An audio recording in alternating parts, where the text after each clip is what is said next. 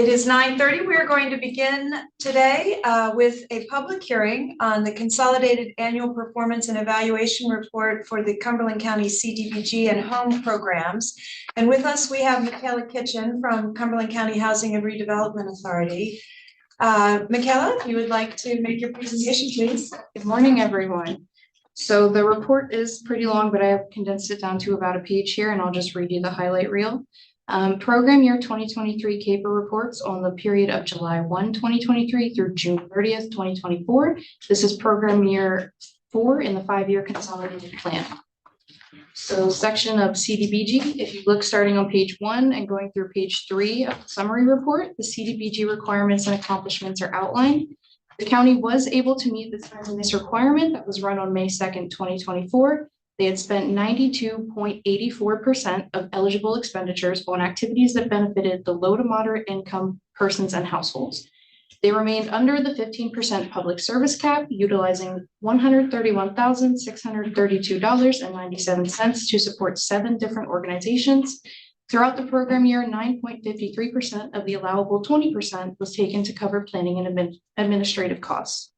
On page 5, under the financial summary, you can see that there was a $3,117,109.63 in available resources throughout plan year 2023, which does include previous unexpended balance, 2023 entitlement grant, and any program income or return funds. With $1,614,452.75 in expenditures, the county will have $1,502,656.88 available in plan year 24 on top of the entitlement grant. Moving to home, the home requirements and accomplishments start on page 3. The county has reserved $92,941.80, which is 15% of the entitlement for a CHODO. These funds have yet to be obligated to a project or organization. Typically, they have to be obligated within 24 months. However, that deadline has been waived for the current year. It is required that a 25% match is provided of eligible home expenditures. The county was obligated to provide $441,534.61 in match, and it has done so through the Affordable Housing Trust Fund. The county has expended the remaining $1,637.87 in plan year 2022 funds and $28,145.31 in plan year 2023 funds for planning and administrative expenses. In plan year 2023, there were 3 organizations who received home funding to support 5 projects, as stated on the bottom of page 3 and the top of page 4. 2 of those projects were completed in plan year 2023, with beneficiary data to be reported on the next CAPER. The remaining 3 projects were anticipated to be completed in plan year 2024. There was $2,010,939.61 available in home funds in plan year 2023, which includes the previous balance entitlement grant loan repayments and returned funds, with $706,570.33 expended. There is $1,304,729.28 carried over into plan year 2024. I'm almost done, I promise. Home ARP information can be found on page 4. The only funding requirement of this grant is that 5% must be obligated for nonprofit operating costs, and planning administration costs cannot exceed 15%. In plan year 2023, home ARP funds were utilized for supportive services to 8 different organizations, tenant-based rental assistance, which was 59 households assisted, and the development of affordable rental housing. $711,042.24 was expended in plan year 2023, leaving a balance of $1,192,621.76 for future expenditures. That was a long one, sorry. It's okay, it is a long report. Yes, absolutely. Did anyone have any questions or comments for Michaela at this time? I do not. Okay. Hearing none, then I guess we will adjourn the public hearing. Anybody online? Oh, I'm sorry. Thank you, Kate. Is there anyone online that has any questions or comments related to the public hearing? I'm not seeing any. Okay. Thank you. Then if there are no public comments, we will adjourn that public hearing. And we will move on to the salary board and we'll call that meeting to order, please. Commissioner Nieder, Here? Commissioner Fashi, I'm here. Commissioner Eichelberger, Present. Controller Wickham. Here. Is there any public comment to be offered for the salary board at this time? Lauren, is anyone showing, if there is someone online, please use the raise your hand feature if you would like to make public comment at this time. It appears not. I'll entertain a motion for the approval of the minutes. I'll make a motion to approve the minutes of October 10th. I'll second. It's moved and seconded. All in favor say aye. Aye. Aye. Thank you. We'll ask for an approval for the salary board actions. I'll make a motion to approve the salary board actions as presented. I'll second. It's moved and seconded. All in favor say aye. Aye. Aye. Is there any other business to come before the salary board at this time? Make a motion to adjourn. Okay, we are adjourned to the salary board. Thank you, Al. And we will go into the commissioners meeting and begin with the pledge of allegiance. I pledge allegiance to the flag of the United States of America and to the republic for which it stands, one nation, under God, indivisible, with liberty and justice for all.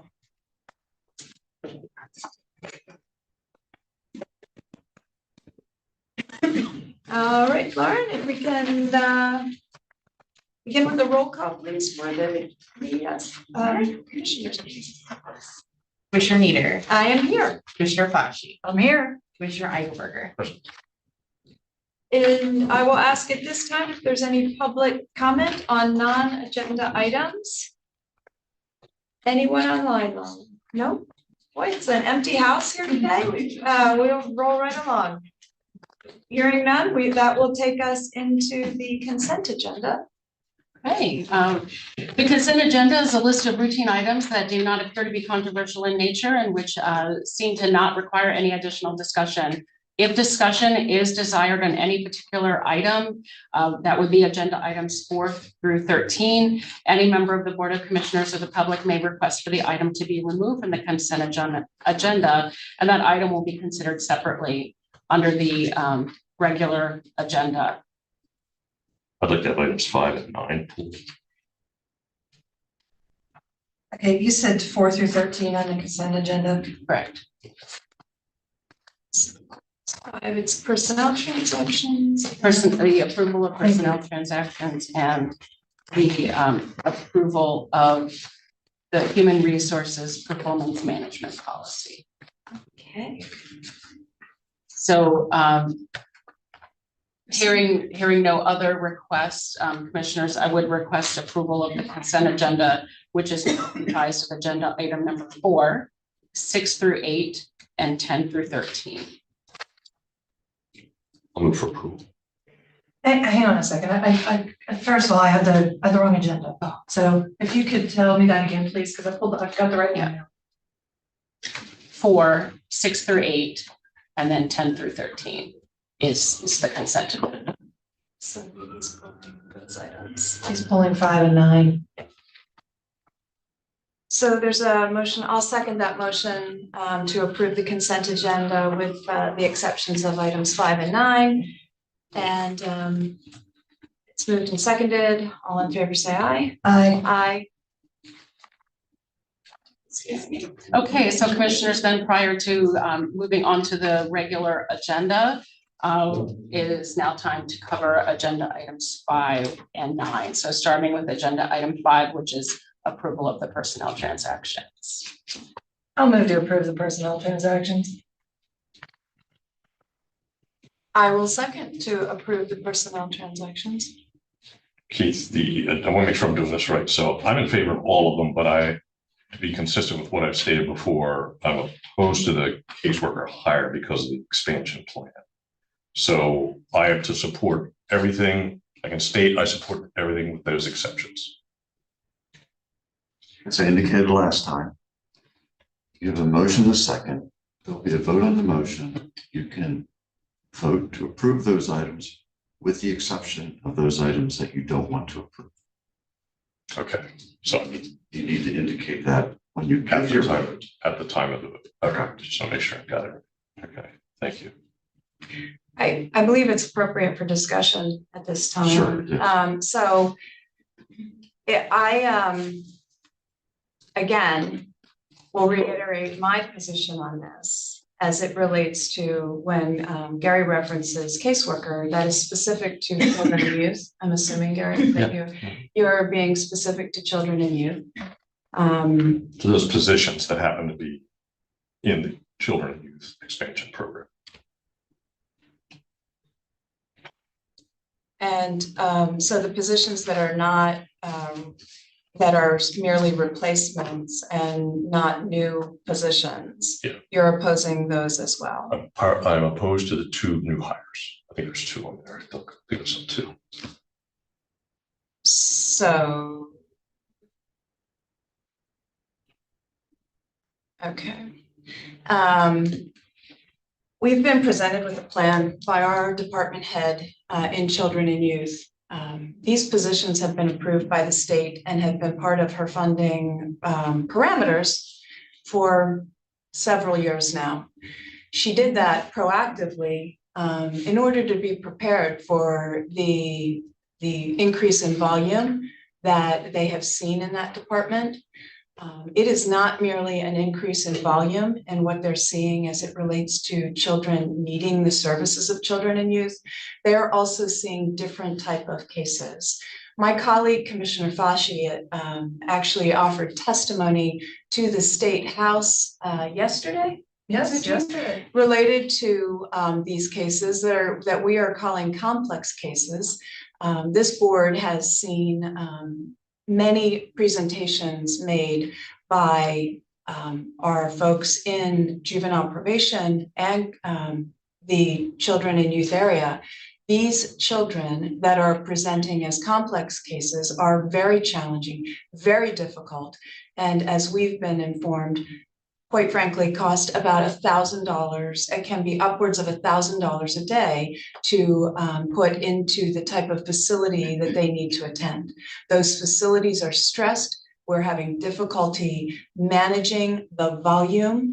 And this plan had been in effect and approved by the state. I believe it was 2 years ago. We are now merely following through on a very well thought out plan. These positions in our children and youth department are some of the positions that I believe the state actually does a very good job of funding. We are responsible for less than 20% of the overall cost of these positions, and they are critical to the children, the care, the well-being of children in Cumberland County. That is my position. And Commissioner Fasci, if you have any questions or want to add anything, I think it's appropriate to do so. I would add this. Yesterday, I testified that when we have a complex case in children and youth, and there is nowhere to place that child, and that child has to stay either in our office until there's appropriate placement or in a hotel until there's appropriate placement, we pay for 2 children and youth employees and 1 sheriff to be there at the tune of $2,200 a day, which is incredibly expensive. It is incredibly expensive to do that. So hiring more people, expanding on children and youth, we obviously need more people because we cannot get this complex case issue under control. We can't do it without the help of the Commonwealth of Pennsylvania, which is why I was there yesterday to testify to the Children and Youth Committee. We need their help with this. But by not expanding this program, by not helping our children and youth employees take care of children and have time to prevent issues so that we're not in a complex case situation, it is foolhardy. It costs so much more money to not expand this program. And Kelly, buckle in, buckle in on this, because I firmly believe that Commissioner Eichelberger's vote today is already the start of the ploy for re-election, so that he can come back and say, Gene and Kelly spent all kinds of money and they're libtards and they're just foolish and they just throw money around and we don't have the money to use unwisely. We don't. And I'm going to ask you this again, Commissioner Eichelberger. I want you to tell me which children you're okay with suffering from abuse and neglect. And I would also offer to you, Mr. I save lots of money, go over there and help. When they need help, when they need someone to stay, go over and help, because you're free. So, I guess I will respond slightly. Didn't come in here with the intention of debate the issue. The issue's been put before us before. I've expressed that I have reservations somewhat in regards to the expansion plan per se. However, I think the real problem here is, and I'll put this on the table again. If there were other expenditures, offsetting expenditures that were put in on the table as a way to pay for this, I would seriously consider this, and I have, tried to pursue more information on this. But that debate was over, and it is over because it's been presented to us on a take it or leave it basis, all or nothing. And so that's, if that's the manner in which we're going to pursue this, then my voice is that I'm going to leave it. So that's what I stated before. The vote was taken to create the positions which I posed. Now the vote is being made to fill the positions. So I feel that I have to follow through on that. So I think this debate has already been had. I don't think it's No, it hasn't. Gary, it hasn't. The debate has not been had. You insisted you would follow up with questions on the department head. You did not do that. You have not elevated these issues. You do this in a public forum, but you do not do it privately with the board. I'm trying to make a circus here, and I have stated this privately, and I sought just this past week I sought an opportunity to speak first to HR and then to bring Nikki potentially into it if I was able to achieve a level of comfort. That inquiry instead got shared with everybody, and I was told Nikki has to be part of it. I had a very specific reason for asking that, and I didn't write this off because I still wanted to revisit this. But again, take it or leave it, take it or leave it, take it or leave it. And so, I feel I have to do it this way. Well, I can imagine you do, because whenever there's a difficult decision to be made, you can't do it. And you haven't done it, and that's the disaster that Jean and I are fixing in the county. There's a motion on the table, and I'll ask for a vote. All in favor of the motion on the table, please signify by saying. I'm gonna add something. I gotta do this. Gary, you've got to understand and know that you may have one voice, but there are other voices, and other voices are not gonna shut up.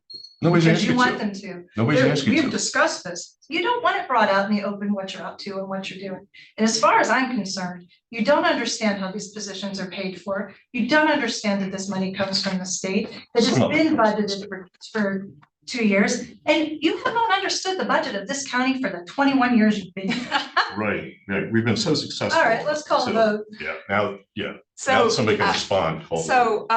as it relates to the funding, I do feel compelled to offer, when we talk about, yes, has our subsidy to children and youth gone up? It absolutely has, but we're talking about getting $1 million, let's just round up, $1 million worth of salary for our cost, the cost of the county, anywhere between $200,000 to $100,000, because some of this position is funded at 90%.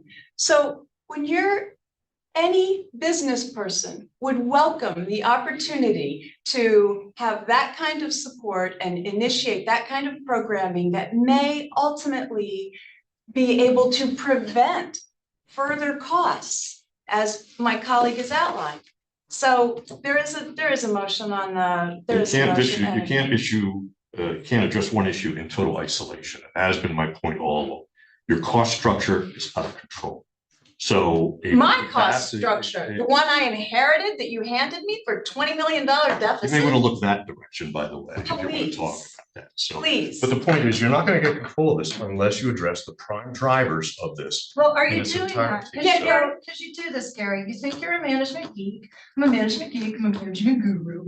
Well, you don't offer anything new. You bitch a lot. You go behind our backs a lot. I've Cause offered a lot plenty. of problems, buddy. I've offered You're plenty. doing it again. I've offered We've got your drama again. Offered Less plenty. drama, more work. Show up Well, like the people are show paying up. you to do and do You're the the work. show. Show up and do your job, You're Gary. the Show up show. and do your So- job.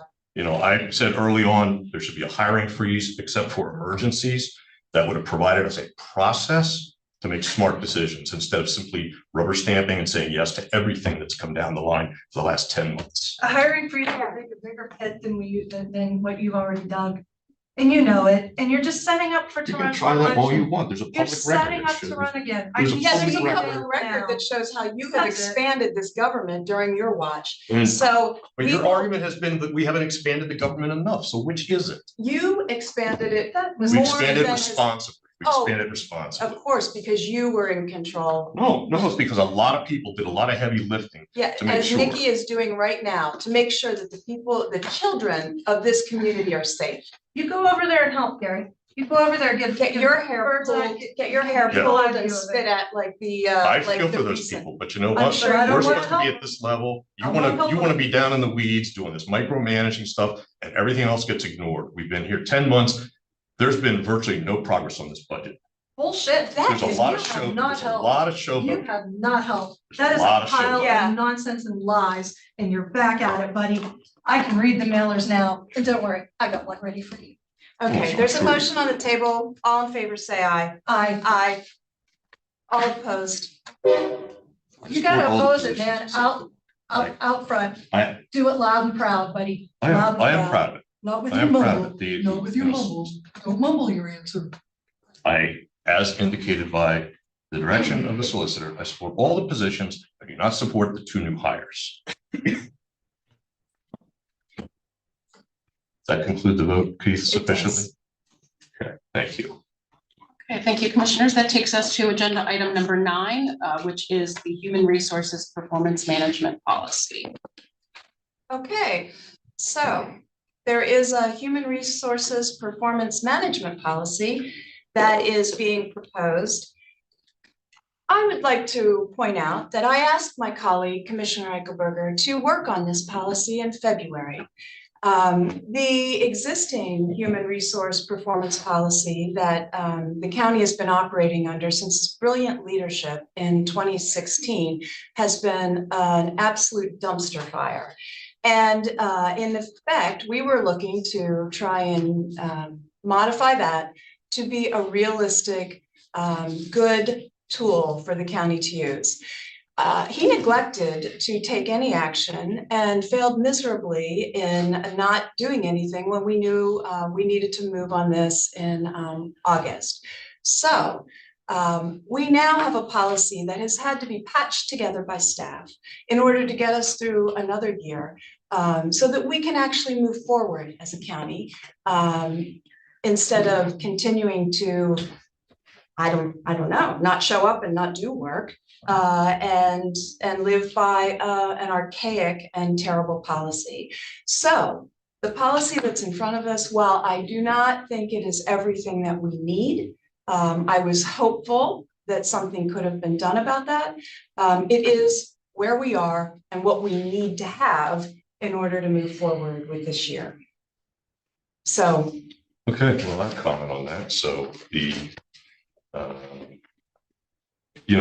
that policy has been a work in progress. We're the first county in Pennsylvania to try to attempt performance pay.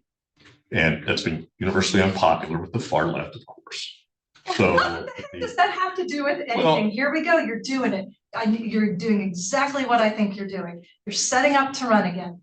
You're setting it up. I think I have the floor. low. I think I have the floor. The far low. Well, it's just the same within the school district. You look Why at merit don't you pay. just talk about Merit what you pay is really influenced think by the instead of unions. throwing all So- your political Tell me why you nonsense didn't do into what it. you were asked. Exactly, because you didn't do it, because you don't What know was how. what was agreed to was that you gave me some time in order to perform a performance review of the program. That performance review was undertaken. We had one of the members of the 14 is out on medical leave. We had others that were caught up in other miscellaneous circuses perpetuated by the board leadership. So I've tried to modify this and get something done. But I have to tell you, it's hard to get other folks to engage in it when one member of the board automatically says, I'm absolutely opposed to performance pay and I will never, ever vote for it. So Performance pay in government is a farce, Gary. how would you know that? Because I had to operate an office under it for 4 years and it was terrible. And And all people the are stuff gaining. Because you Send us- misunderstood the policy and you I didn't, did you couldn't not qualify, you wanted misunderstand. special privilege so You that know your that person all the could get it. information you've sent us on performance pay, your articles that you send, you've obviously not read them. When have I They ever say the sent you same that? thing. Oh my goodness, you send them via Well- email. You're like, this is my performance Okay, pay. There's article. a haven't read policy it. that needs to be. We voted are married on. to a very antiquated step and scale system. We have taken steps away from it a number of years ago that were very promising. It's a work in progress, but instead, the folks who came in and all of a sudden are against it, who frankly, some of whom support it for the last 4 years, have all of a sudden said, we have no intention of doing this. So But that's why? not, that's not to what's be- true. And you drug your feet on something that you were supposed to do. And I'm I've gonna been be working quite on frank it, with you, but you Gary. know, it's over You and make above. our employees nuts when they get in a room with you and they try to work with you because you don't know how to move things forward or develop Right. any kind of cohesion within a team. Right. That's part of the problem here. Yes. So and did we have a your motion on your the floor for expertise this? on this We came do. from what podcast again? You're just full of crap. You can never look at yourself and go, you know what, I failed at this and I can do better. It's everyone else's fault. So, Gary, there are certain things within the policy that I quite frankly, the prior policy, which were abject failures. And that policy had been I mean, when modified you and misunderstood it modified. and told your employee the wrong No, thing. no, Gary, it was wrong and you know it was, but you didn't This is understand it. No, you You didn't didn't understand it. understand You it. made a promise to somebody for a raise that I they were did not not make eligible. any promises. Mm. I was here You're in just this meeting. making- She didn't make any promises. Oh, right, yeah. I was here. I don't know what universe you live in. I'm sure but that's another dear- executive session that you will leave as you have done this week and last week and left and caused all kinds of chaos within this county, lying about things that went on in So- executive session. You're so Instead of going, desperate I to- should shut my mouth and keep executive session private, but you're a shit stirrer, man. Throw it in, stir the pot. You'll love it. Look at you. He's You're- just- Look you're at you. so- You can't even let somebody Okay. speak without yelling over. I'm We'll- not yelling we'll over you. now I'm vote just on- tired we'll of your vote. shit. We will vote on the policy that's in front of us. All in, actually, we need a motion. We need a motion. Move to approve. I'll second. All in favor of the policy signify by saying aye. Aye. No.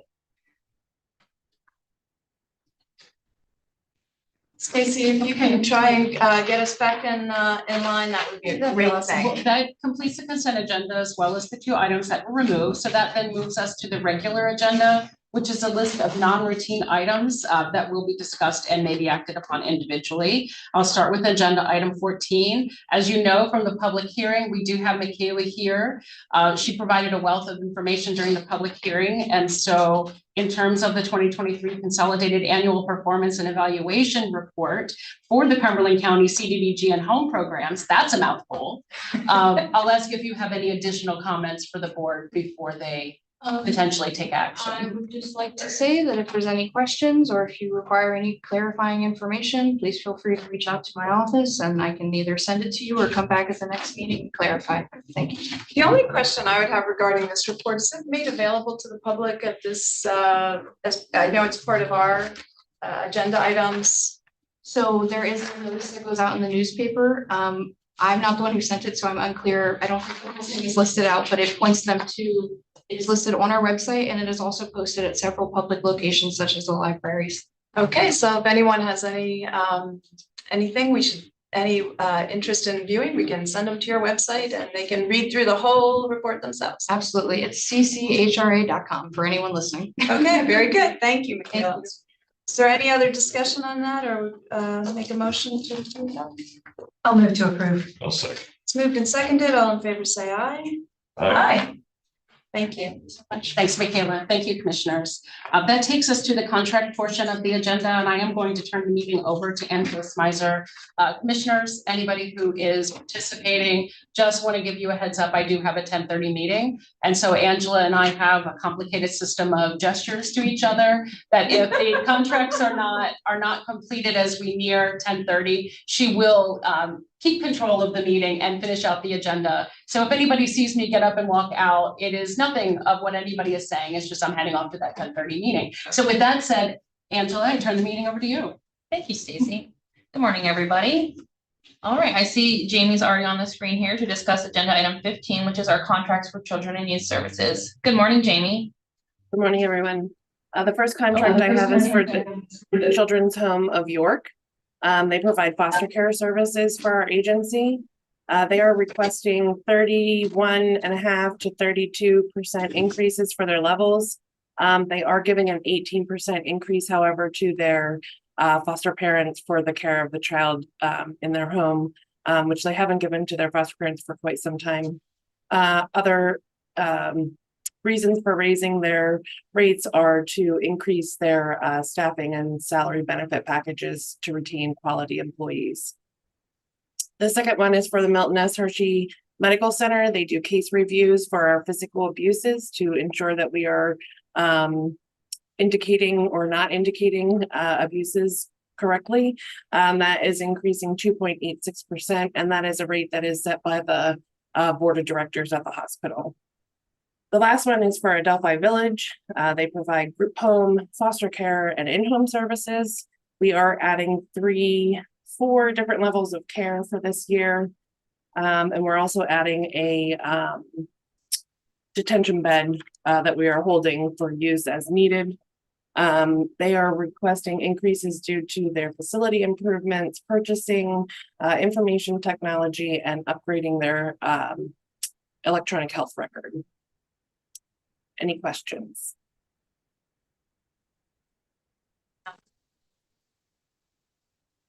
There are no questions I asked for.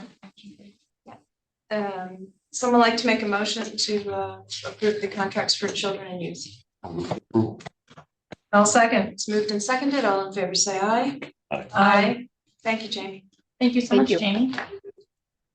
That takes us to agenda item 16, and I will call on Adrienne Vaughn to discuss a grant application for victim services. Good morning, commissioners. Good morning. If you recall, I was here maybe about 2 months ago presenting the VOCA application for approval, which was approved. That application was submitted to PCCD and approved. That grant actually began on October 1st.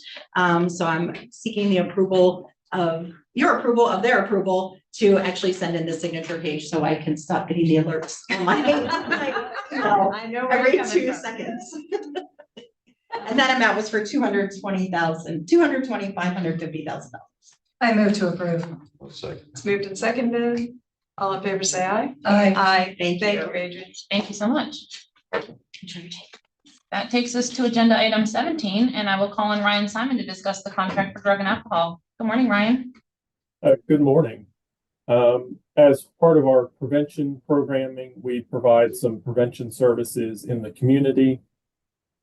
We receive special state funding to provide those programs, and the staffing requirement is more than what we have prevention staff. So we contract with some outside individuals to help us put those programs on. Last year, we had some people who weren't able to continue into this year, so we need to replace those individuals. And so we're looking to contract with Brianne to help us out with some prevention programs in the community. We'd be contracting at the same rates as what we do the other individuals who help us out. Any questions? Entertain a motion.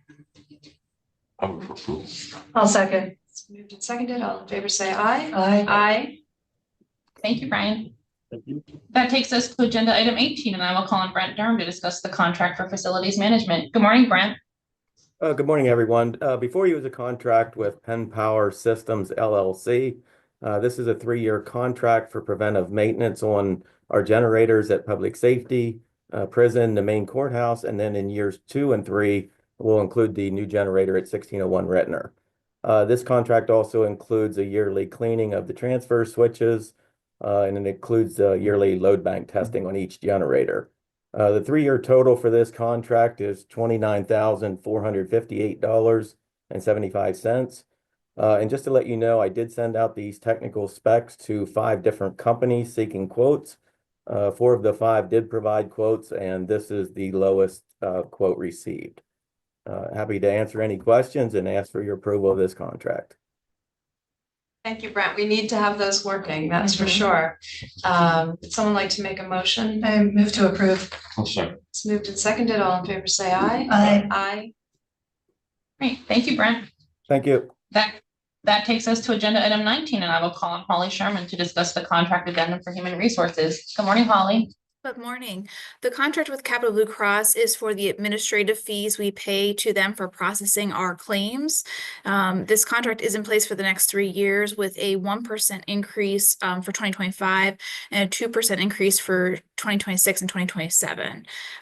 They also provide us rebates for having a multi-line with them. So since we have our vision, our pharmacy, and our stop loss, the actual cost will actually be less, even though there is an increase in the administrative fees. With the rebates, it ends up being less than what it was in 2024.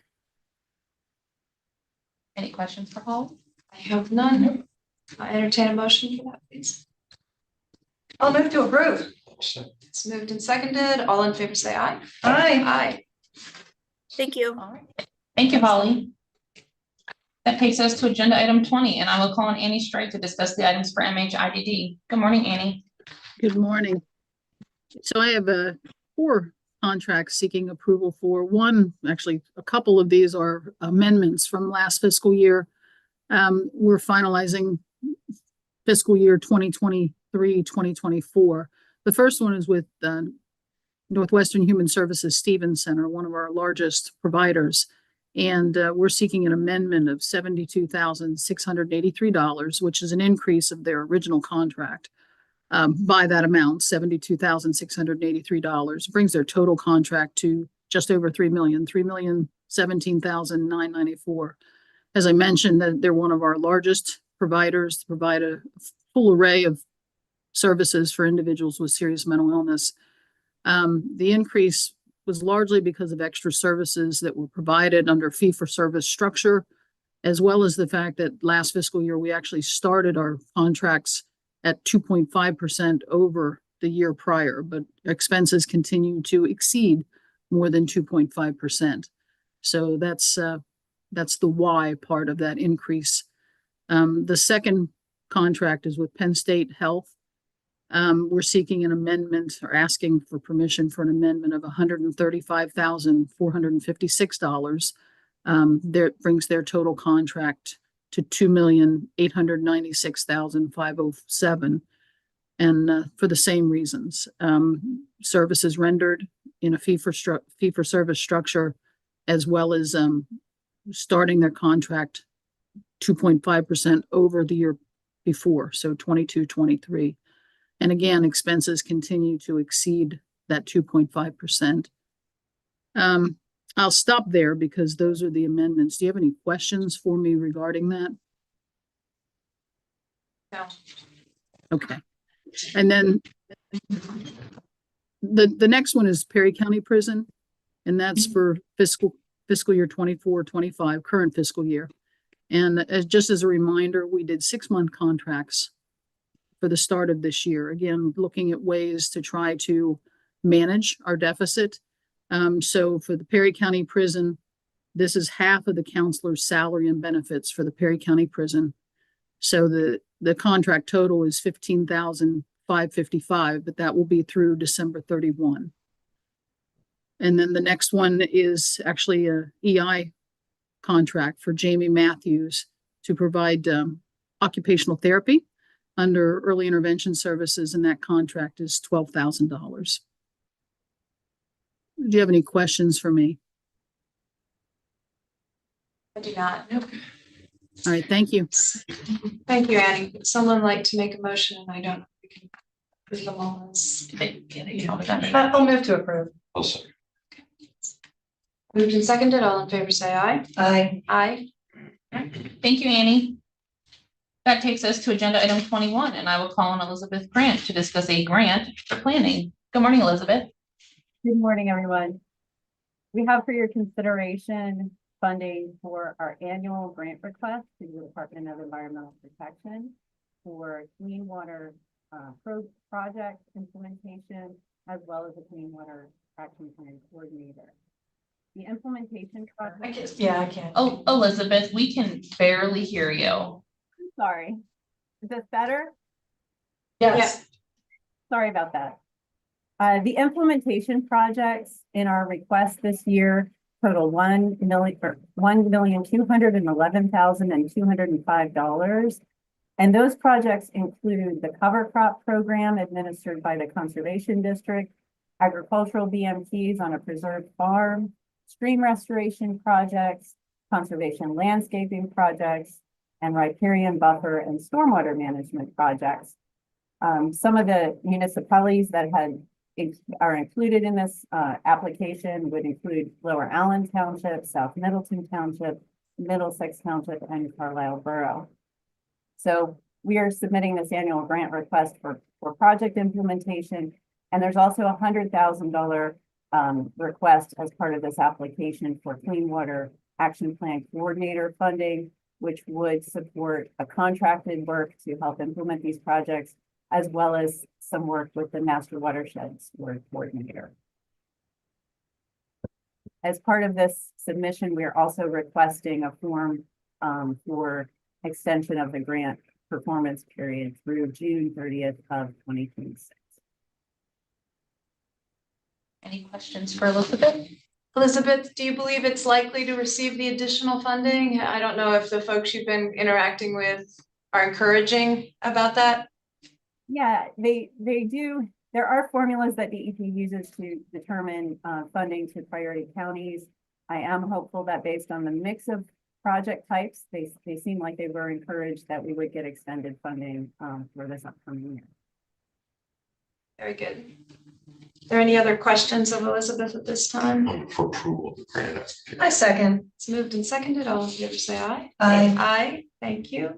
Thank you, Elizabeth.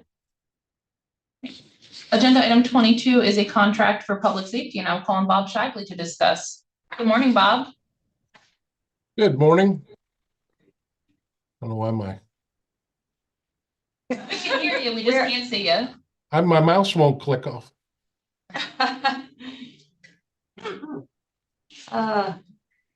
We'll put a mouse in the new budget for you, Bob.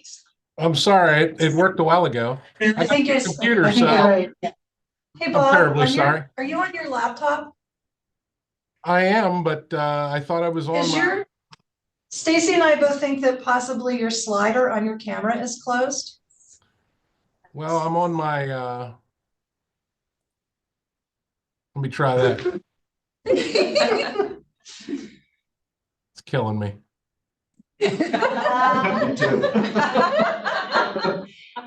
And if you just want to roll with your request, we will have a visual in our minds. Everybody knows what Bob looks like. Yeah, we do. Okay, yeah. There we go. Looking good, Bob. Hey, thanks. I even went with the Argyle today. Nice touch.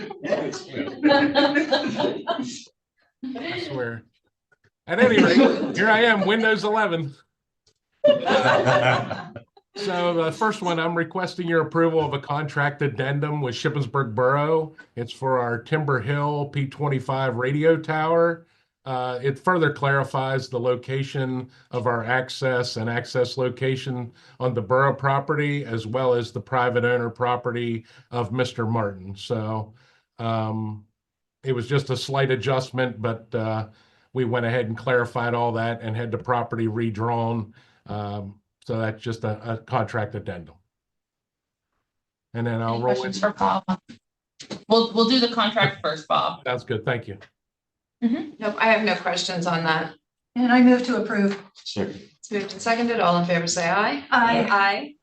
All right, and Bob is also going to be discussing, I believe, along with the help of Mike Snyder, a capital project request for public safety.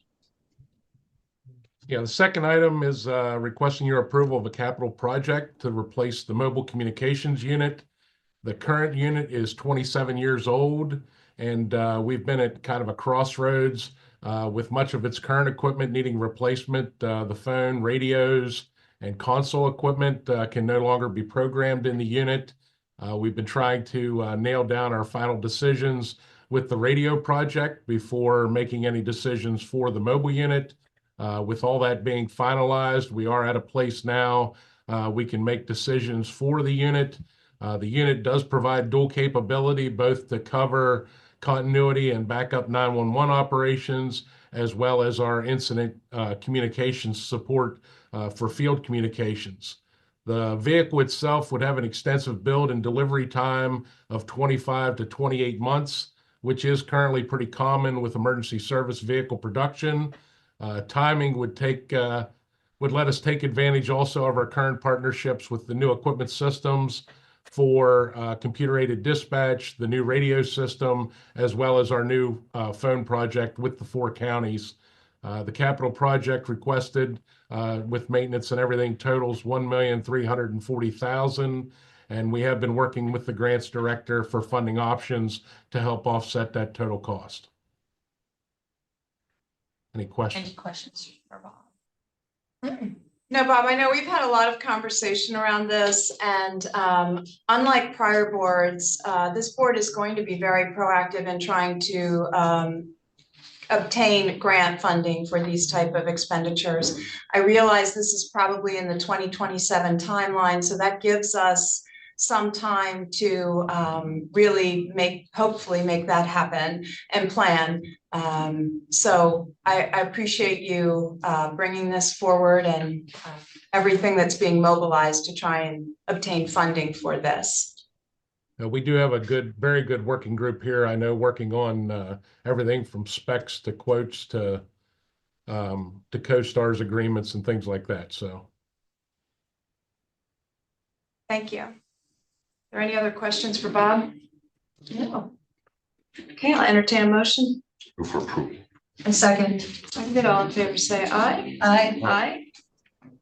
Thank you, Bob. all right, thank you all very much. Moving on to agenda item 24, Melissa Calvinelli is here to discuss a capital project request for court administration. Good morning, commissioners. We are requesting a capital approval for approximately $148,000, which is the 5-year cost. That is not upfront. Our current jury software is from 2009, and while it has been continuously upgraded, it is no longer top of the line as far as technology. The company is also phasing it out. We do not have a phase out date yet, but they are encouraging all of their clients to move on to the new software. The new software is a substantial upgrade in both technology, efficiency, and customer service accessibility for jurors. The costs include a one-time licensing fee, which is approximately $60,000, which is an $81,000 discount from the actual cost. It is a long-term customer discount, and it is to encourage us to jump on the new platform sooner rather than later. There's also annual support of approximately $17,000 each year. I have rounded those numbers up to allow for contingency. As it is all software, I don't anticipate any contingency, so it will probably be something slightly less than the 148 over the 5 years. We are very excited about this. It will be a lot more user-friendly for both jurors and my staff as well.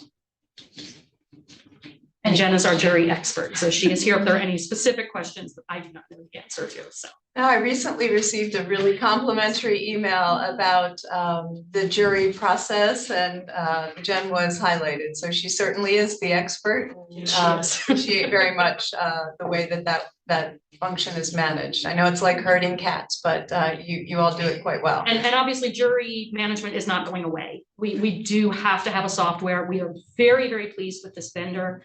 They are very communicative. They are very good to deal with, and we got a demo on this software. IT was involved as well, and we were all very pleased with the demo, and we believe that it'll make us more efficient as well. Okay, good. Any other questions for Melissa at this time or Jen? I move to approve. Second. Motion and second. All in favor, say aye. Aye. Aye. Thank you. Thank you, Melissa. That takes us to agenda item 25, and I would call on Eric Radnovich to discuss a capital project request for FID. Good morning, Eric. Good morning, commissioners. The project before you for $26,500 is a purchase of 2 pieces of software, an upgrade of 1 piece of software for our computer forensic lab. It's to keep us current as we process more and more and larger telephones that we get into the lab.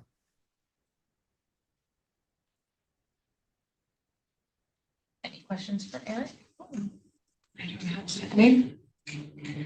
Someone like to make a motion? I'll move for approval. A second. It's moved and seconded. All in favor, say aye. Aye. Aye. Thank you. Thank you so Thank you, much, Eric. commissioners. All right, that takes us to agenda item 26, which is Commissioner's liaison reports. And I'll start with you, Commissioner Nieder. Okay. I have had a busy couple of weeks, and it seems like tis the season for things. So if you'll bear with me for just a moment, Commissioner Fasci and I held a meeting with representatives from the Bhutanese community of Harrisburg that really expands beyond Harrisburg. The Bhutanese community includes the Nepali community that is very large, becoming a very large segment of the community in Shippensburg. And we met along with representatives from CADIC to discuss the needs of that community, the business needs, some of the social needs. CADIC was able to offer some very specific lending solutions that they may have available to them. I attended the public test day of the BOE. I believe we were all there at one point or another, and that was enlightening for me. I loved how absolutely transparent, albeit a little bit mundane, how transparent everything was in that process.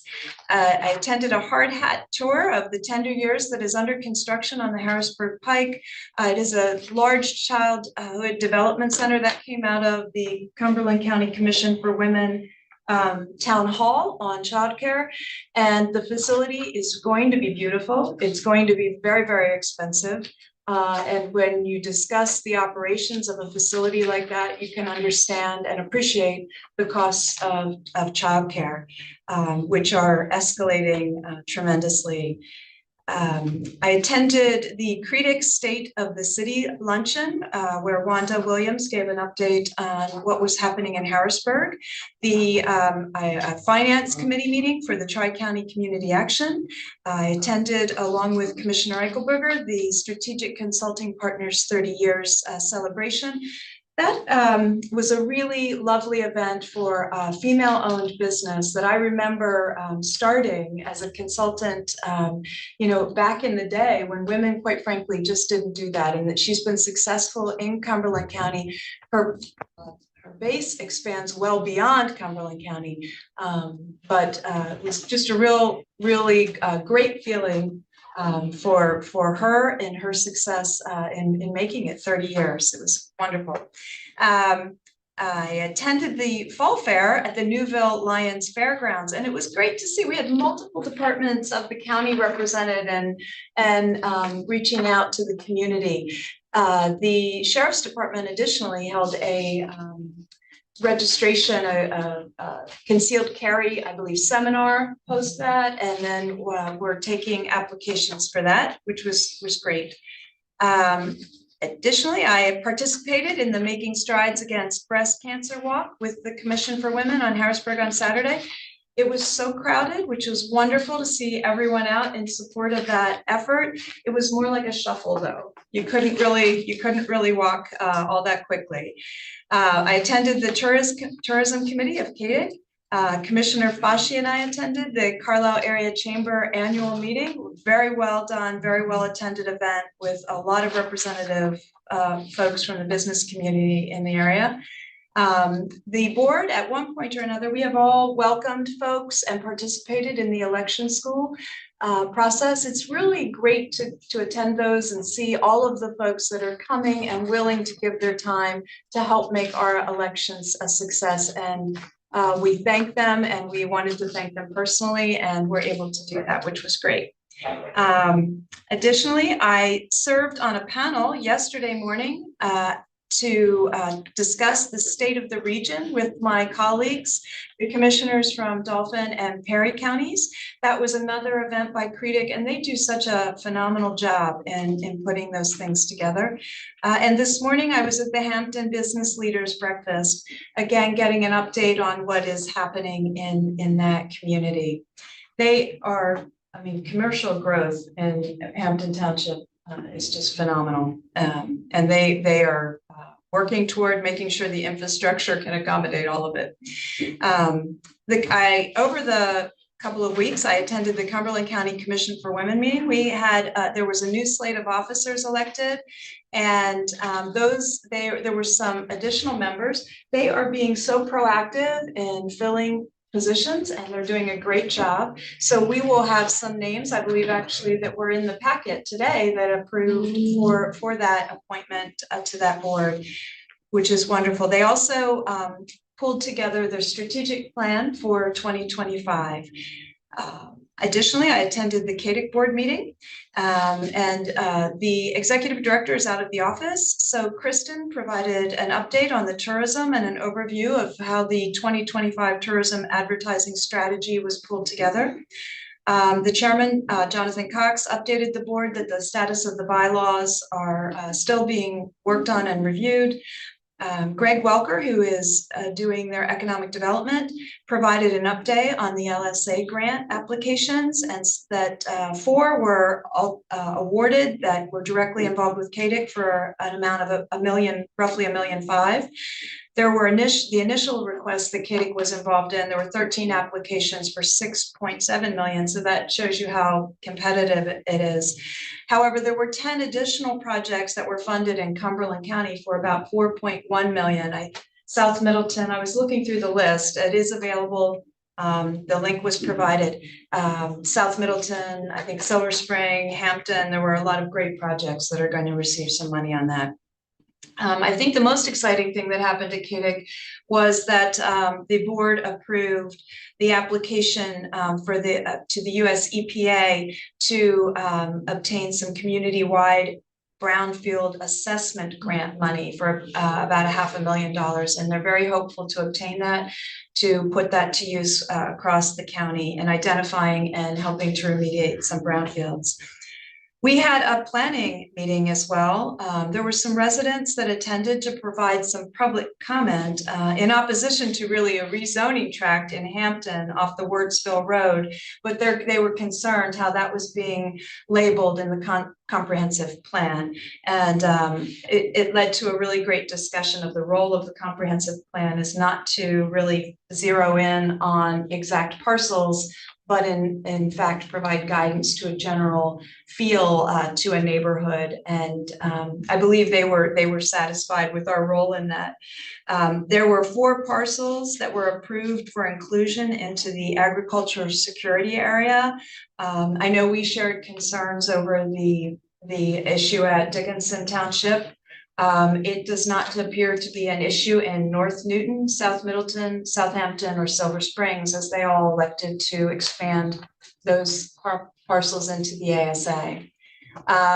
There are a couple of board vacancies on the Planning Commission, and we will be getting folks submitted to us once they go through a vetting process. The advertisement, I believe, has been placed. I saw a review of it. There is already interest. Kirk has had people reach out to him even prior to the ad. So I suspect they will have a lot of great applicants, and then the recommendations will be made to us. Steve Hoffman updated the board that really in his plan reviews, he's almost neck and neck with last year in the same volume. And Kirk continued to share feedback on things that he's hearing, the feedback he's receiving on the comprehensive plan, and his goal is still to finalize that by the end of the year. Additionally, Kirk provided an update to the board on the implementation plan with the Penn Township on the PennDOT funding of the Exit 37 improvements. And Kirk took a really strategic approach to that. And I hope that the folks in Penn Township are appreciative of his efforts. I know we are as a board. Instead of trying to approach PennDOT to say we need to do everything tomorrow, he said let's look at short-term, intermediate-term, and long-term improvements that we can make there, and they agreed to that, and they provided funding for that. So kudos to Kirk Stoner in planning for his efforts there. So I think that is all that I had to comment on in my busy couple weeks. Thank you. It wasn't. Yeah. Commissioner Bocci. Well, good morning, Cumberland County. I would remind you to use the Cumberland County Library System, and the library board met on Monday afternoon, and I know that they met with us yesterday. So one of the things that came out of that meeting that I know I've mentioned this before here, I'm gonna do it again. The library offers for free tutor.com.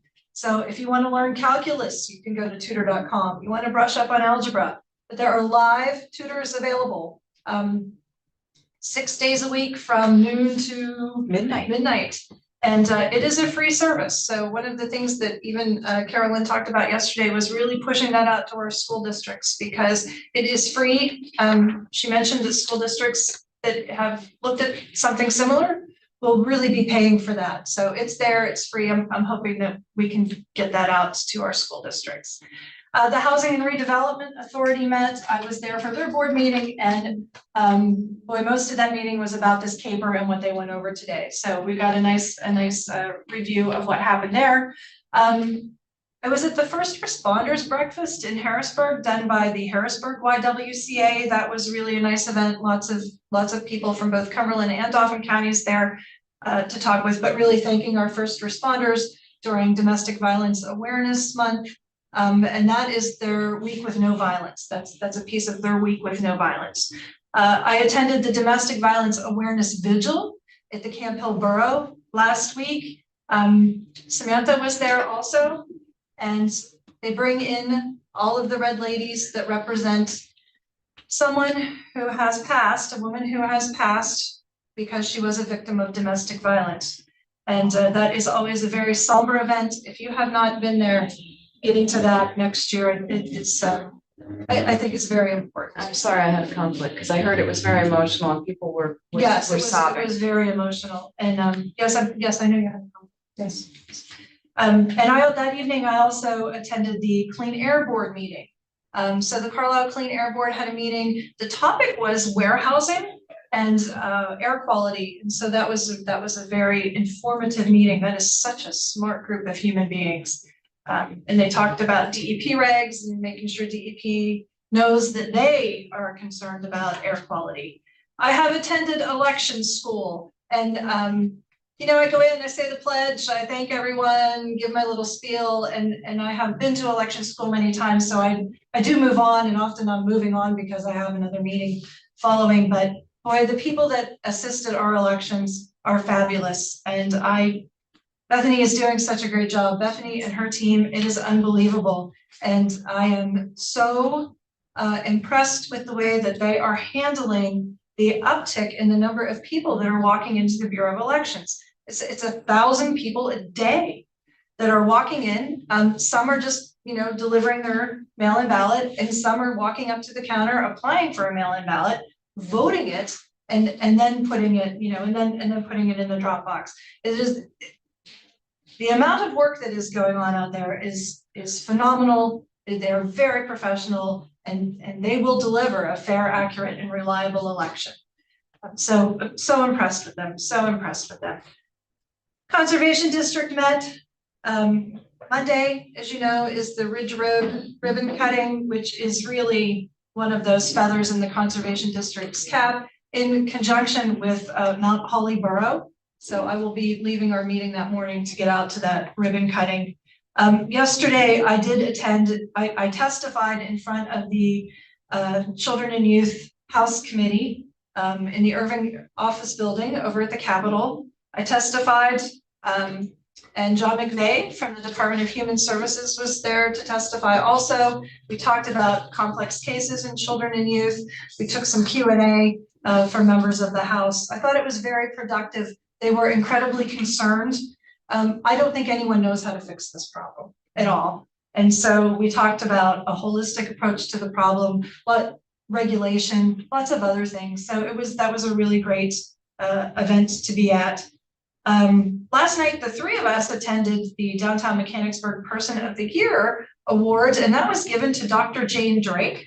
And the group really went through what is going on with Renaissance Mechanicsburg. And one of the things that I just dig about what they said yesterday, and at HATS, they talk about the bike share. And I know that the bike share has not yet moved into Cumberland County, but one of the things they want to add to this Renaissance is bike share. And I think that will just be a huge hit. So I think that's it. Thank you. Commissioner Eichelberger. Okay, a lot of this has already been passed along, so I'll just make this pretty brief. So, did have the meeting, this annual CCAP meeting of the governance committee, and that committee deals mostly with structural issues of county government. But they do a lead into the annual legislative priority meeting, and it was an interesting hour and a half, obviously to talk to commissioners from around the county on Zoom and to see what the priorities are. The priorities have remained largely unchanged for years, which is not necessarily a good thing. It means these issues are still hanging out there. And I think there's been a little disappointment in terms of getting some other issues on the table as a result. But the emphasis was on prevailing wage reform, the electronic notices that are typically now going to print media, which is a vast evolution, and can we migrate those over? There were some interesting ideas put forward on a possible remedy there that would help get that over the opposition, past the opposition, and maybe that could represent a significant savings for a lot of counties. And also pension reform for the county pension law, which has been hanging out there for a lot of years. Most of the things that are being suggested would be very long-term impact. Just seems to lack the urgency that it needs, but it stays on the agenda there. There were minor changes to some of the position statements, but nothing particularly earth-shaking. And not certain of the best use of the opportunity, but we take what we can get sometimes. So on the mental health side, we continue obviously to have a lot happening there. I've got some updates. I'll just breeze through these. I think most of this has been shared with you already. So at the advisory board meeting, which I attended, there was a significant briefing for the advisory board members on the budget deficit situation and the county's contract issues in regards to providers. That occupied a lot of the time, a lot of discussion on that, a lot of interest in that. So and all of that, of course, flows from the inadequate level of state support. A lot of discussion on what to do about that, but that's going to be continuing to be a vexing problem apparently. And I believe Linda said we're still looking at approximately $3 million deficit on the provision between the provision of services and the money that's available. So they also did some background discussion with the advisory board members, many of whom are new, on the long-term structured residency facility that's under development in cooperation with Franklin and Fulton counties. They looked at crisis data year over year, all data that we see on a regular basis. So there's a lot of orientation involved. I did speak with Annie Streit at length regarding the upcoming AOPC statewide focus on behavioral health summit that's occurring next week, and I'll be attending that. I think we've forged a fairly powerful message. I mean, Annie did a very fine job on the presentation. We'll see where that goes. So, but she's pretty enthusiastic about the opportunity, and we'll try to make the absolute most of that. Also gave a briefing on the sequential intercept mapping grant that's being pursued to identify essentially the stakeholder network in our area in greater detail, so that we can have a response plan for that. On the IDD side, kind of more of the same that was discussed, the new waivers, the new community living waivers that were given and the effort made to allocate those.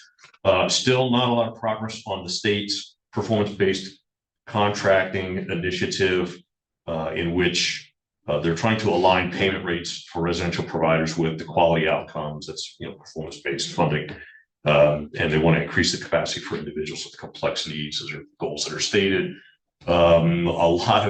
A lot of confusion around how that's going to be implemented. There's not been a great deal of forward movement, and that's slated to take effect January 1. So a lot of questions hanging around the performance-based contracting. Certainly not an easy thing to get accomplished. Project search, obviously we've got the new folks involved. There was a little bit of briefing on that. Let's see, the AOPC I covered. On recycling, I was at the recycling authority meeting. A lot of discussion there regarding organizational change. And so that now that there will be a committee absorbing the functions of the authority, which is going away. Nothing earth shaking. We did not have a quorum, so there were a number of things that could not be acted on. The yard waste was discussed briefly. No significant movement on that yet. They're awaiting an update from Hampton Township, which is taking the lead on that. Not a lot of knowledge on our part yet on how that's going. I think the feeling was that the future of the proposed authority is very uncertain. A lot of the municipalities have sort of found their own way, sometimes jointly, sometimes individually, but they appear to be moving toward solutions to this problem, and that's going to take various forms. And so we'll see what happens to the idea of the authority, whether that's going to still fly financially. A lot to be answered on that. But for now, the municipalities seem to have found their solution to get them through the season, which was the main urgency of the time. Also, the household hazardous waste event, last one for the year, is today.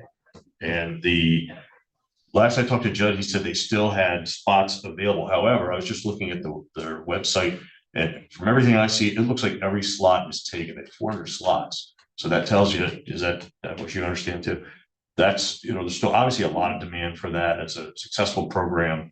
And he also mentioned in passing that the electronics recycling, we've seen some of a dip in the amount of material, but that is also starting to come back. That was a result, of course, of the new initiative by Goodwill Industries to undertake no charge, no fee recycling.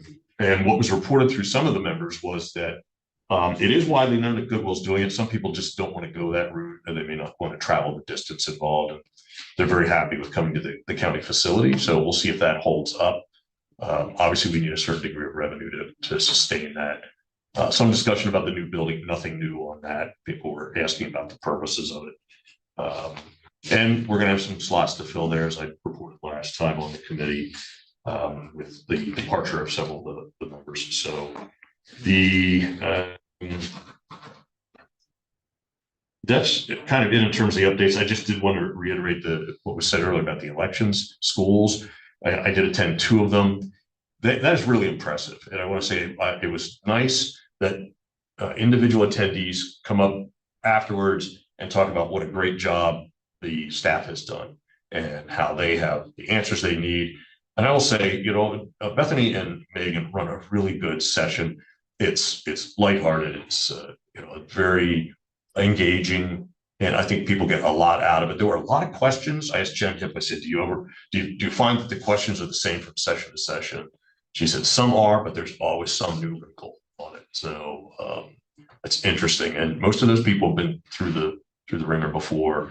Everybody recognizes it's been not exactly a routine situation. Everybody seems very up to the challenge.